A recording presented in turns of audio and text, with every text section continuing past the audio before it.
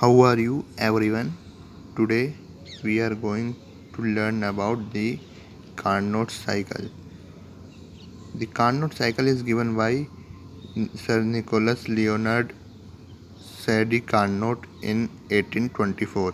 He gave a generalized theory of heat engine as well as idealized model of a thermodynamic system for heat engine that is known as Carnot cycle. So you can say Carnot cycle is an ideal cycle. Carnot developed the foundation of second law of thermodynamics and is often described as the father of thermodynamics. So it means father Carnot is the father of the thermodynamics. So now what is Carnot cycle?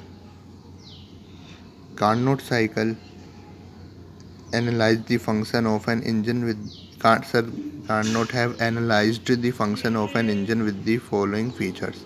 The engine works in cycles. This is the first thing. Second thing, it absorbs heat from a reservoir known as source.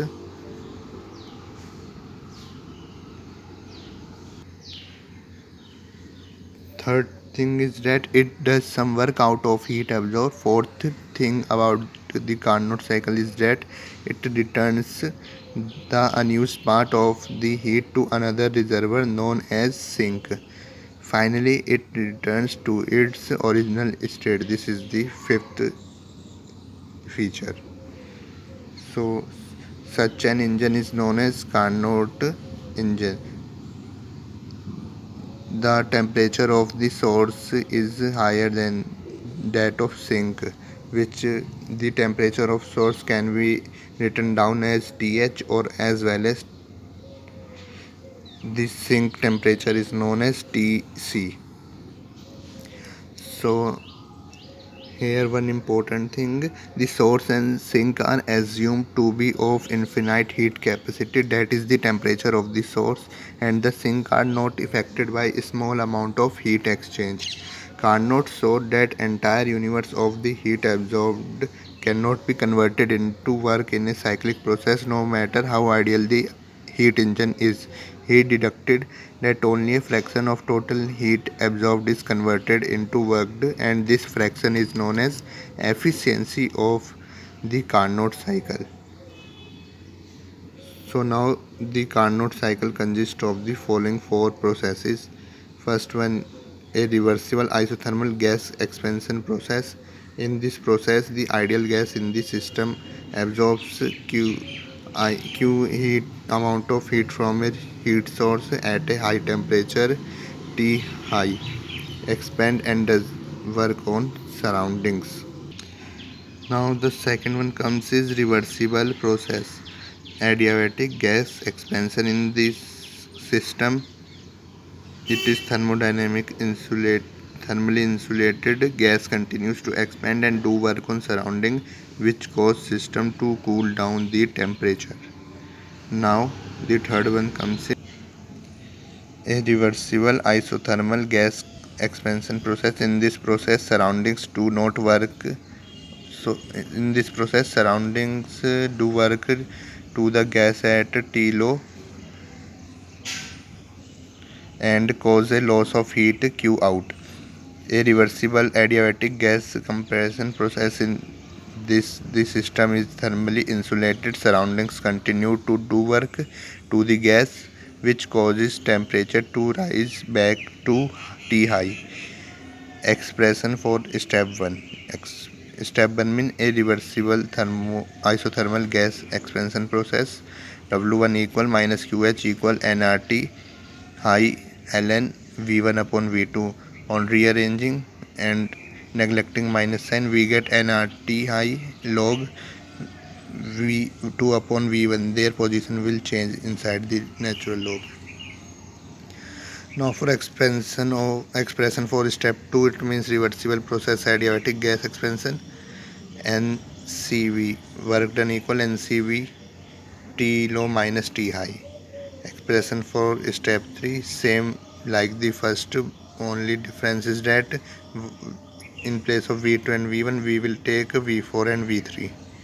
Now expansion for step 4. This is also same like the step 2.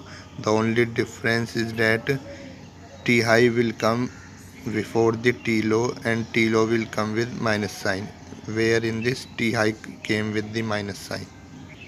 So now here comes the net work done, which is W equal W1 plus W2 plus W3 plus W4.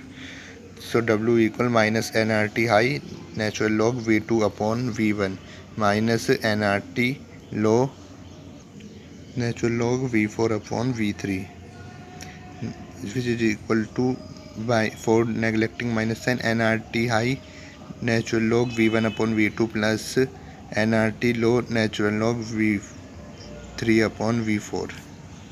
So now let us see the isothermal expansion of gas. So in first step the diagram will, or the expansion of the gas will look like this, while in second it will look like this in adiabatic expansion from TH to T low. Here the piston will move upward, and at isothermal compression at T1 the piston will move more upward, and in adiabatic compression from T to TH the piston will move it automatically downward.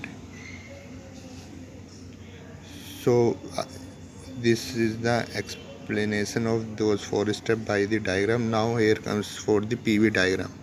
This is pressure, this is volume, this is the first point, this is second point, this is third point, this is fourth point, where the process from this first point, the first process will start, and here this process will stop. From second point the second process will start and finish at this point. For third process the process will start from here, it means isothermal, and it will stop here at fourth point, while fourth process will start from this point and ends at the first point. So this is isothermal, this is adiabatic, this is isothermal, and this is adiabatic. So hey, at this point T1 minus T1 is equal to T2 equal T high, while at this point T3 equal T4 equal T low. Now the main thing, the efficiency of the Carnot cycle. Efficiency of Carnot cycle can be explained as the total work done by the system upon heat absorbed from the source at higher temperature. So W upon QH. So efficiency is equal to QH plus QC upon QH, which we can understand from previous equations. So RTH minus TC natural log V2 upon V1 upon RTH natural log V2 upon V1 equal TH minus TC upon TH. Thank you. I hope you have enjoyed this video.